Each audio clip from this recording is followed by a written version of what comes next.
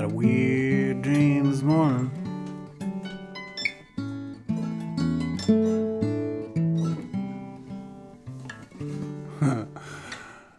I was driving north on 150 towards home, where I grew up, and just past Fayette, there's this valley that opens up, and you can kind of see for a long ways. And I don't know if you have the same thing, but when I get back up around the kind of territory where I grew up, where there's hills and valleys, I get this feeling in my chest, the same kind of thing that you feel when you know a girl really likes you. Anyway, the valley just opened up right down below that. I believe it's the Turkey River Valley. There's a road off to the right that dumps into a patch of trees with a steeple in the middle of it. You can't really tell, but there's 8 or 10 houses in there. It's El Dorado.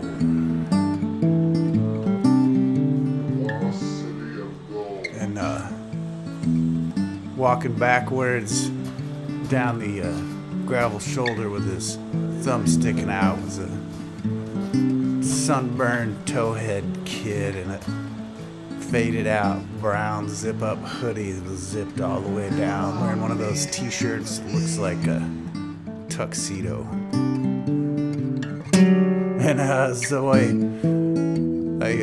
pulled off onto the shoulder and slowed down, and when I came to a stop, he tucked his head in the window and he says, I said, "Where you going, kid?" And he says, "I'm just going to the bar, man."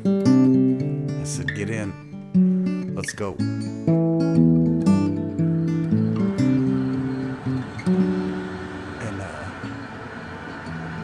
in the dream, it's this place they used to call the cave or the cavern or the tavern. It's directly across the street from the courthouse in downtown, which is directly in front of the county jail, which means that when you got out, you could come right over. It's Tuesday. It's early.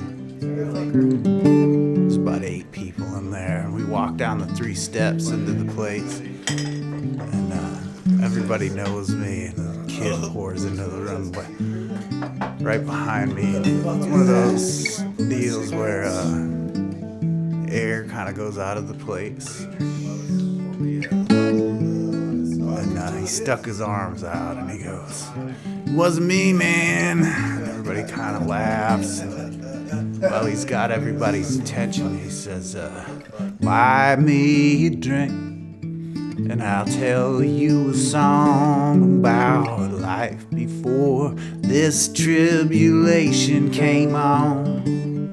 Plain folk, I shall prove without further ado that before now mine was a down from the sky view." And he climbed up a stool and walked down the bar, and he hopped over onto the top of the jukebox. From where you are, I could see that our man was about to take flight, which is pretty good sport for a slow Tuesday night when you can no longer fly. No one remembers. You can no longer fly. No one remembers. You can no longer fly. No one remembers your name.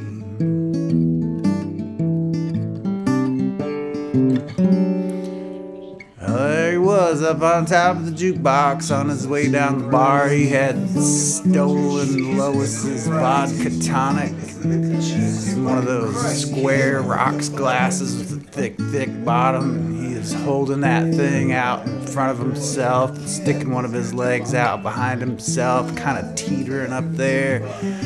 like he was about to go for it, and right below is that stretched plain brown tile between the front of the jukebox and one end of the pool table, just long enough so he could get in there and make a shot. Just as the bartender was about to say something, he leaned forward out over the floor and let go of his foot. Kind of looked like he expected the air to hold him up, but it sure as fuck didn't. He fell straight to the ground in this sort of slow motion action movie deal, and he kind of swung his arm on his way down, and that rocks glass hit the floor before he did, and it bounced once. And while it was still up in the air, he hit the ground and knocked the wind out of himself while he was turning over the whole thing. All the vodka and the ice and the tonic and the lime came back down to the floor, and the glass broke into 100 pieces, and the drink fell down into it in the ice. And Lois was already on her way over to him, like maybe she was gonna catch it or catch him. By the time she got over where he'd rolled himself face up on the floor, he was already about to say something, and quiet came over again, and he says, breathlessly, when I went back for my halo and wings, they were gone with a pile of my regular things. I left where I slept the night before last. Babies, hold on, I hear time goes by fast, and you can no longer fly.